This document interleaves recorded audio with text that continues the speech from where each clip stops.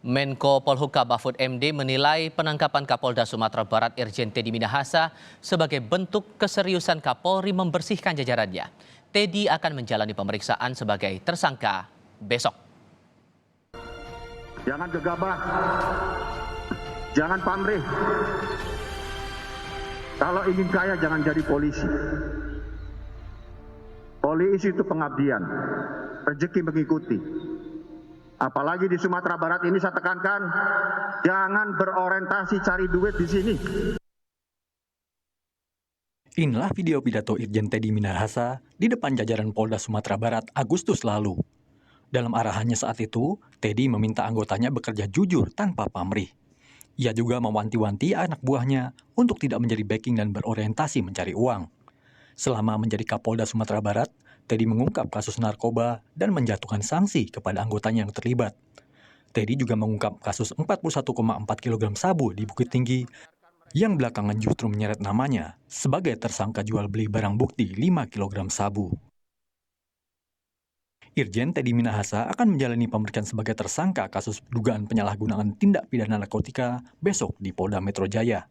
Pemeriksaan ditunda hingga hari Senin atas permintaan Teddy yang meminta didampingi kuasa hukum pribadinya. Pak Irjen TM ingin menggunakan pengacara dari beliau sendiri yang telah disiapkan pihak keluarga.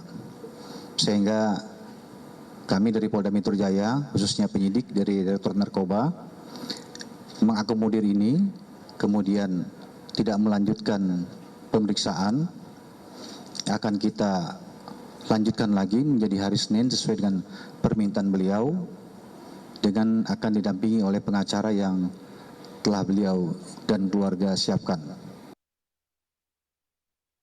Selain Teddy, 4 anggota polisi yang turut ditangkap dalam kasus narkoba ini juga ditetapkan sebagai tersangka.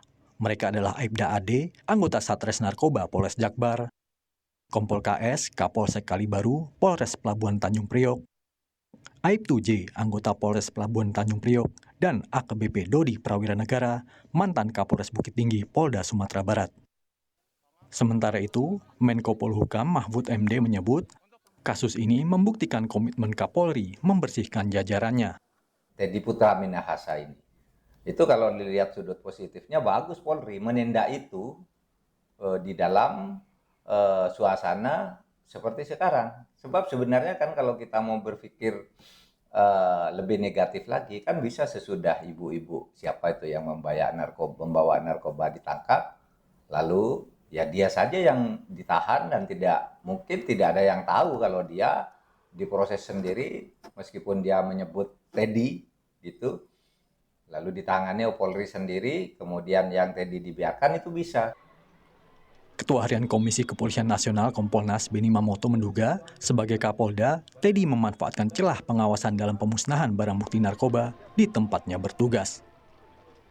Dalam konteks ini celah yang saya lihat di sini, karena tidak ada proses pemusnahan barang bukti sesuai ketentuan undang-undang, disitulah celahnya digunakan, disisihkan, ditukar dengan tawas. Nah, oleh sebab itu, kami tentunya dari Kompolnas akan mengingatkan kembali dan merekomendasikan kepada Bapak Kapolri untuk proses pemusnahan barang bukti ini agar dilaksanakan oleh seluruh jajaran.